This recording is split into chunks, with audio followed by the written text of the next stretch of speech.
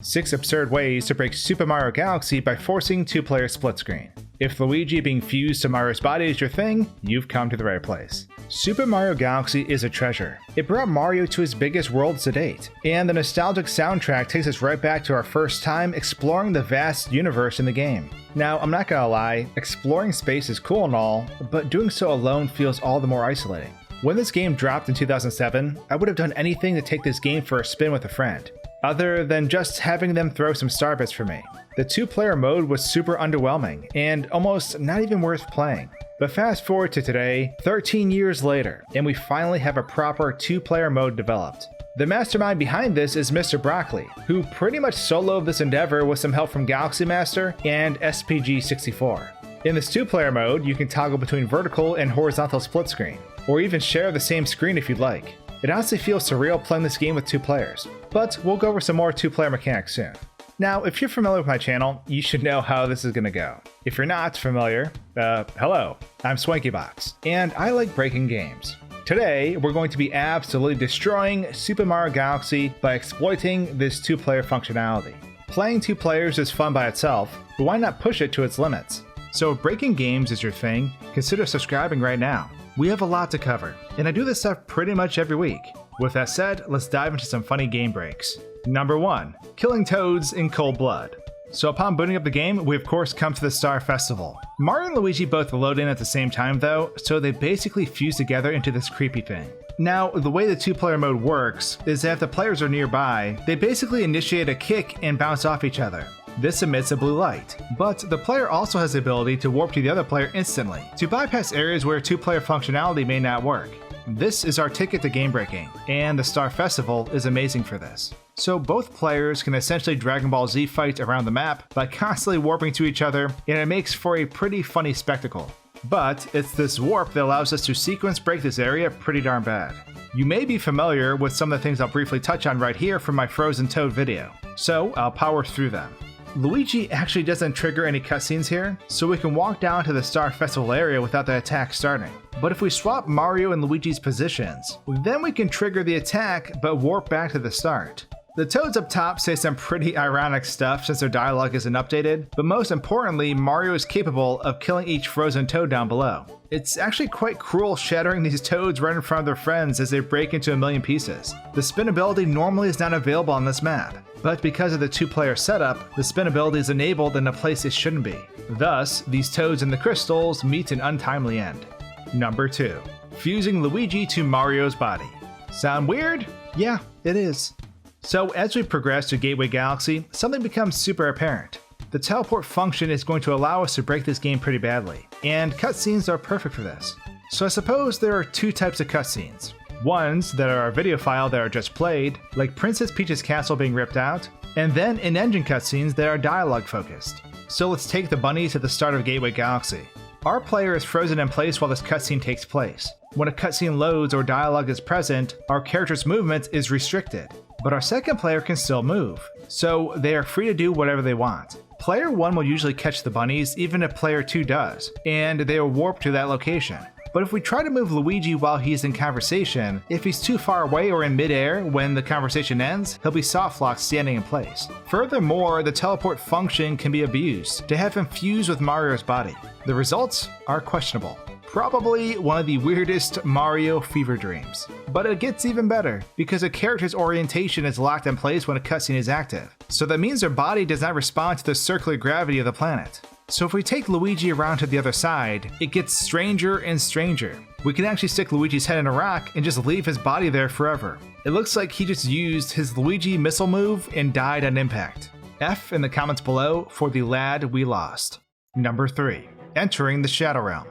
You ever lose a children's card game and have your soul banished forever to the Darklands? No? You should try living a little. So I discovered a way to warp our player to a realm of shadows, and it involves utilizing pipe mechanics. So in Super Mario Galaxy, pipes have a warping animation associated with them just like every other Mario game. The player descends into the pipe, and then there is a small gap of time after the player unloads before they are warped to the destination pipe and come out of it. So warping a character to the other player's position while leaving a pipe softlocks the game. Both characters try to occupy the same space, and the game just freaks out and stops the other player's pipe animation. What you're left with is Luigi living out the rest of his days hanging out of Mario's stomach. I mean, it looks weird, but I'm not one to judge. There's no way to stop this either, so you basically have to nuke the game to turn back time. But if a player is unloading through a pipe at the same time a cutscene transition happens, well, this happens. They enter a gray void at an unknown location. Player 1 softlocks in the process, and can't be recovered. But accessing a dimension between pipes is pretty rad. Mario can warp to Luigi's position to return to normal, but the pipes in the map will no longer work. You can jump into them and fall inside, but they will be broken. Even though the pipes are broke, Mario is thankfully safe.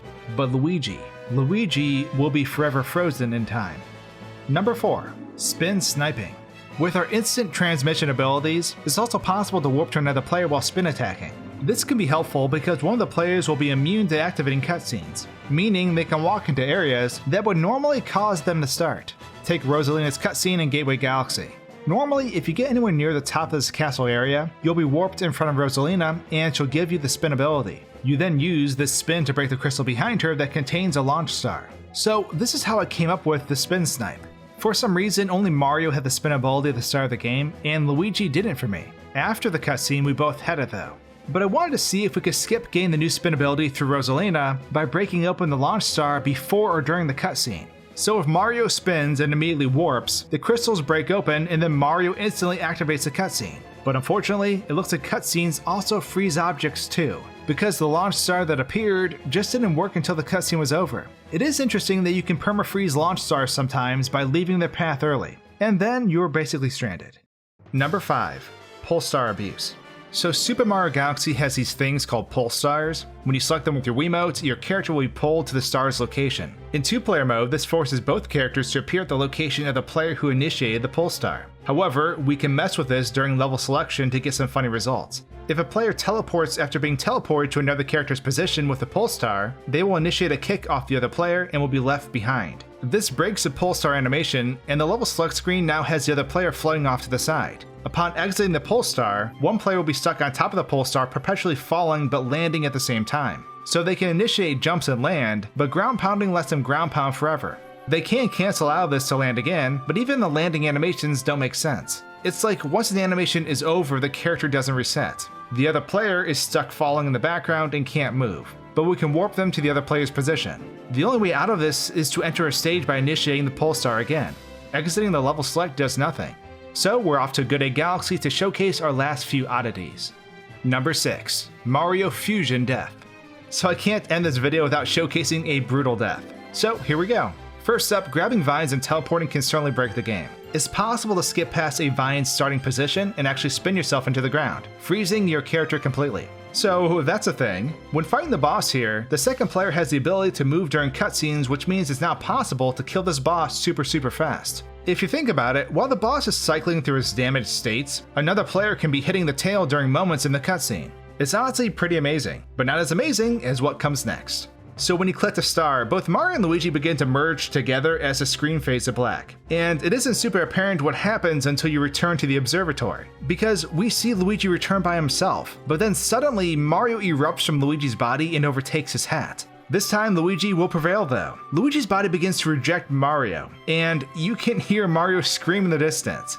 Apparently what happened was that as soon as the animation was over, Mario was ejected far into space and died. So the only thing keeping the game running at this point is because the life reset meter cannot take place while button commands are required to advance the game's level complete screen. So even though we're technically dead, because if one of the two players dies, both players die, the game proceeds and we can save during our death state. If we move the camera far out into space, we can see Mario hurling for the great beyond. And if we constantly move him to Luigi's position, it just looks like Luigi is shooting him out of his back. Mario cannot escape his fate as Luigi sits here doing absolutely nothing. But as soon as the cutscene advances to the point where we need to shoot star bits, the death that occurred minutes ago finally catches up to us. Except this time it's permadeath, because the game fades to black forever and we never respawn. Quite the ending to our strange tale, eh?